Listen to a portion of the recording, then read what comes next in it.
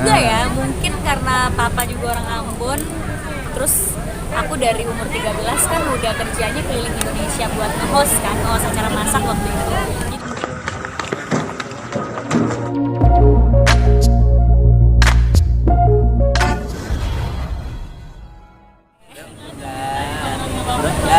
Bentar-bentar lagi mau wawancara. Ini mungkin bisa diceritain Pril, hari ini ada apa sih? Seperti apa Pril? Hari ini tiba-tiba jadi kasir minimarket ya. Emang kegiatannya seru-seru sih, kegiatan sehari-hari aku. Jadi hari ini karena aku menjadi brand ambassador-nya Azarin, terus jadi kasir minimarket. Seru sih, ketemu sama fans-fans, ketemu sama customer juga yang belanja, ya pengalaman baru. Tapi kalau Kak Prilly ini kan dinobatkan sebagai selebriti yang sangat ramah sama fans ya. Itu gimana sih menurut Kak Prilly? Ya seneng banget sih kalau emang dinobatkan jadi selebriti yang ramah, karena ya emang aku tuh sama fans-fans aku deket. Terus aku juga sebenarnya nggak suka kalau misalnya kelihatan kayak ada jarak gitu sama orang. Jadi kalau acara-acara kayak gini ya aku lebih seneng kayak terbuka gitu loh, jadi bisa berinteraksi sama mereka. Tadi apalagi banyak fans aku tuh yang ngefans sama aku dari belum nikah sampai punya anak, jadi aku kenal gitu sama anaknya.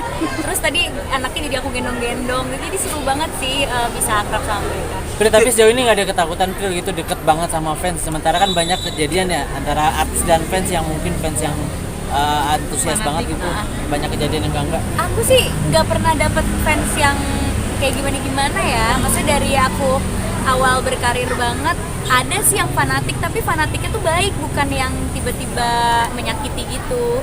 Palingan kalau meet and greet atau kalau misalnya lagi promo di mana yang rame ya kecubit-cubit dikit pasti pernah, tapi itu nggak aku jadikan masalah sih, ya emang waktu itu lagi gemes aja kali ya, jadi dicubit.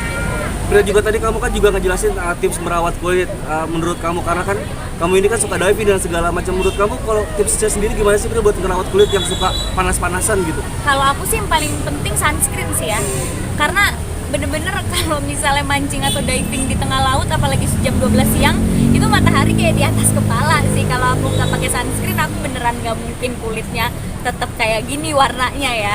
Apalagi aku sekarang diving sama mancing tuh kayak tiap bulan udah pasti ada trip mancing tuh, tiap bulan pasti ada, trip diving tiap bulan pasti ada. Jadi udah pasti kena air laut. Kalau free dive pun kalau misalnya nggak di laut pun pasti di kolam renang, outdoor juga. Jadi aku tuh pasti pakai sunscreennya emang lebih banyak daripada yang lain. Apa karena ini alasan akhirnya menurunkan berat badan sampai 34? Enggak sampai 34, ya Allah itu berat anak SD kali. Aku sekarang berat badannya stabil di 38-39 sebenarnya gitu. Kan naik turun ya berat badan, kadang 39, kadang turun lagi ke 38, ntar besok makan coklat naik lagi ke 39 deh, gitu-gitu aja. Waktu itu lagi kurus banget, sempat ke 37, tapi kan semua orang protes katanya kekurusan gitu. Jadi ya udah stabilnya di 38-39 gitu. Sebenarnya nggak diniatin, tapi emang karena aktivitas aku banyak dan free diving mancing itu nggak semudah kelihatannya ya, capek. Jadi kalori yang terbakar juga banyak gitu aku setiap harinya. Emang sejak kapan sih suka hobi mancing sama diving? Kalau diving dari 2 tahun lalu aku udah dapat license, mancing juga 2 tahun lalu. Kalau free dive baru-baru ini aku baru lulus baru-baru ini. Mungkin tantangannya seperti apa sih mendapatkan license diving tuh? Susah banget dapat license diving, nggak semudah yang kelihatan karena aku license-nya kan sekarang udah specialty dan rescue diver. Jadi kemarin ujiannya juga susah banget. Waktu aku ujian berat badan aku 37 atau 38 gitu, terus aku harus menggotong temen aku yang jauh lebih berat dari aku. Terus harus menggotong tangki sendiri, harus bisa hafal pasang alat. Ya kalau scuba diving tuh kita harus ngafalin alat ya, karena di laut kita gantungannya sama itu gitu. Terus karena aku rescue jadi ngafalin pertolongan pertama gimana, menangani orang tenggelam, menangani orang keracunan, banyak deh. Jadi ujiannya tuh kayak banyak banget teorinya juga, nggak gampang untuk dapat license itu. Tapi pas udah dapet dan jadi lebih aman ngerasanya pas diving, seneng banget. Mungkin alasan apa sih Kak memilih hobi tersebut? Awalnya iseng ya, awalnya kayak pengen cobain diving gitu. Tapi ternyata aku langsung edit gitu, jadi langsung pengen punya license-nya yang pro gitu. Apa karena punya darah Maluku gitu? Mungkin juga ya, mungkin karena papa juga orang Ambon. Terus aku dari umur 13 kan udah kerjanya keliling Indonesia buat nge-host kan, nge-host acara masak waktu itu. Jadi udah biasa ke laut juga. Kayak anak pulau gitu sampai ya? punya license apa sih Pril? Kenapa? Tujuannya sampai punya license apa sih? Masanya kan biasa kalau cuma diving biasa kan tanpa license bisa ya? Nggak bisa tapi cuma 10 meter. Oh. Aku punya license karena kan aku rescue, jadi supaya kalau diving, karena aku divingnya banyak di timur kan itu arusnya lumayan kenceng, jadi kalau ada yang kenapa-kenapa atau ada yang temen aku ada yang mungkin stres pas diving, aku bisa nyelamatin gitu sih tujuannya, supaya aku bisa menyelamatkan yang diving sama aku dan juga menyelamatkan diri sendiri juga, makanya ambil license rescue diver. Terus ya biar bisa nyelamnya dalam, kalau dapat license kan nyelamnya bisa di kedalaman 40 gitu. Bener gak sih gara-gara body slim yang kamu sekarang ini sampai beli baju sama celana untuk anak-anak SMP, iya anak-anak kecil. Jadi aku tuh kalau kurus langsung dipinggang ya. Jadi orang banyak yang ngebully aku nggak proporsional gitu karena pinggangnya kecil tapi katanya pipinya tetap cabil lah apa. Yang aku kan nggak bisa ngatur kecilnya di mana ya. Kalau kurus kan nggak tahu kecilnya di mana. Ternyata aku tuh tipe yang kalau kurus langsung ke pinggang dan ke paha gitu.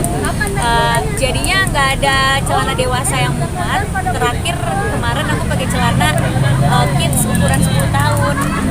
Kan di sela-sela kesibukan juga masih senang hobi miara kucing juga nih mungkin. Iya, aku baru melihara kucing. Sebenarnya aku takut kucing banget, tapi nggak tahu kenapa karena teman-teman aku sekelilingi sama teman-teman yang suka kucing. Sahabat aku dari SMA punya belasan kucing di rumahnya. Terus juga Umay tiba-tiba melihara kucing di kantor. Kan aku gimana tiap hari ke kantor ketemu kucing. Terus sahabat aku juga Mei dia melihara kucing juga belasan. Jadi ya udah aku jadi suka kucing terus aku melihara satu nih. Bro, terakhir bro, masih rame tahun politik, masih suka ditawarin nggak sih buat gabung ke partai mungkin untuk pilkada gitu bro? Iya, kalau Banyak nggak sih tawaran-tawaran gitu pasti ada lah, pemberitaan juga pasti banyak gitu. Cuma aku nggak tahu kenapa beritanya ada ya, karena aku nggak pernah mengiyakan juga sih. Oh tawarannya apa aja tuh bro? Kalau Ada gitu? deh. Tapi kenapa menolaknya bro dan nggak mau gabung kenapa? Kenapa? Kenapa menolaknya? Alasan? Alasan nggak mau gabung? Alasan belum ke politik. Alasan belum? Ya karena belum merasa mau dan belum merasa bisa aja. Kan aku merasa susah untuk mengatur negara dan mengatur rakyat. Ngatur diri sendiri aja kadang kita masih belum gitu. Jadi kalau belum mampu, aku belum mau memikul tanggung jawab itu. Aku akan memikul tanggung jawab kalau aku mampu. Ya, yuk. Terakhir ya, mungkin waktu kan banyak banget yang pro kontra ya sama Prabowo dan kalau misalkan di sosmed itu suka balas-balesin atau gimana sih ngerasanya? Enggak, aku nggak balesin karena pas aku gendut aku dibully, kurus juga dibully, jadi sama aja kan. Jadi yang penting yang aku sukanya yang mana kalau aku ngaca. Aku sukanya kalau aku ngaca aku suka kurus. Karena kalau pakai baju berenang juga bagus. Jadi walaupun dibully nggak proporsional, kekecilan, underweight, aku nggak peduli karena aku gendut juga dibully gitu. Jadi biarin aja. Kan nanti di acara badminton kakak ikut datang juga apa fans-fans aja nanti? Fans-fans aja itu aku nggak ikut. Jadi emang mereka suka gathering sendiri biar makin akrab. Makasih ya. Terima kasih Pri. Teman-temannya tadi udah